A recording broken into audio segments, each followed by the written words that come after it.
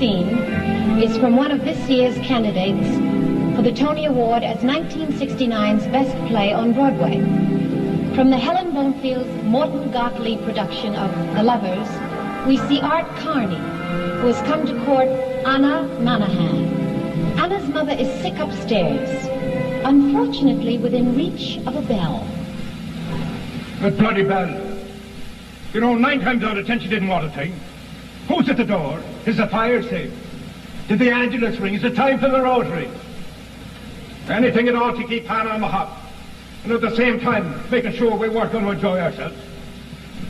But we got killed to her. You see, every sound down here carries straight through to her room.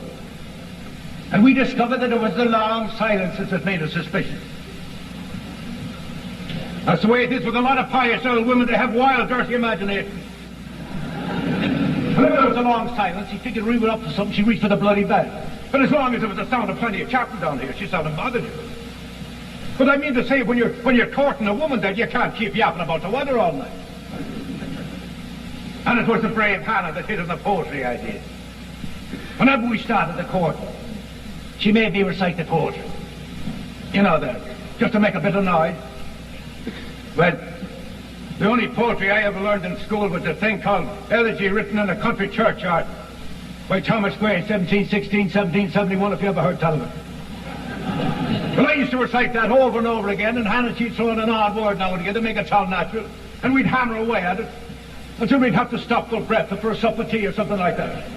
Or else we'd get carried away and forget the old woman altogether, then the bloody bell would go and the session would be destroyed. But they were good times. Well? Is that Andrew I hear?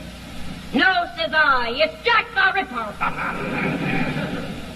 And how's St. Philomena? You can laugh.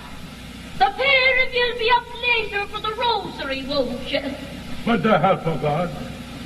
One of these days I'll do something desperate.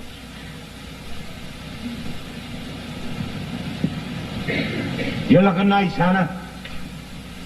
It's the jumper.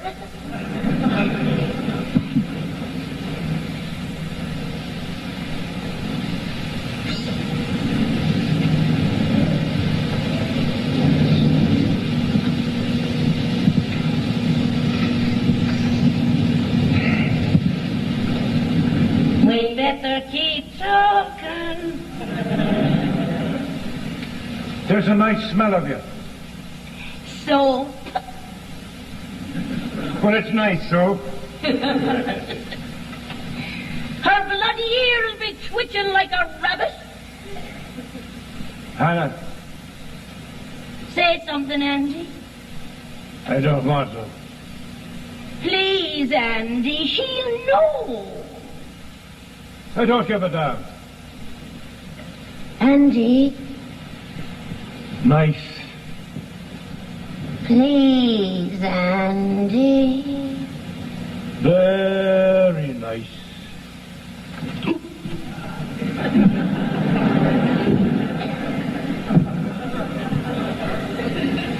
The $30,000 party day, the loving herd winds slowly on the knee. The common hungry passes weary away leaves the water darkness underneath. The faint, the glimmering landscape on the side.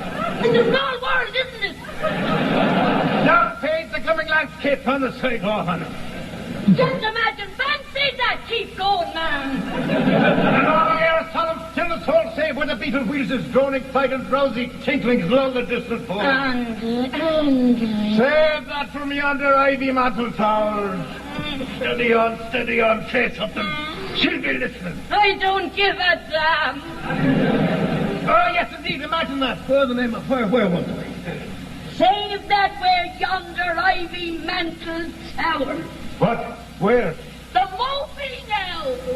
The morphing owl just to the moon complained. Speak, woman. Say something. Kiss me. For heaven's sake, woman. Andy, kiss me. Witch! The owl witch! Well, it's your fault to make no attempt at all. I don't know no poems. Well, bloody shopping list, multiplication tables, everything. What the hell is she want? Is the sissy up there with her? One of these days, I'm going to strangle that woman. With her feet!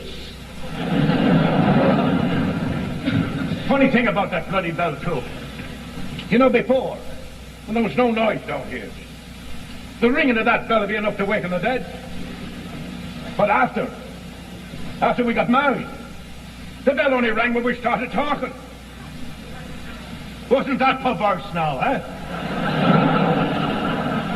Deep one. Deep as a well. We could sit here, by God, for a whole evening, not say a word to each other. There wouldn't be a cheep from upstairs. But let us start chatting, and the clanging of that bell would damn near shake the house. You know, that sort of thing. You got to admire the old witch. She could handle a bloody regiment.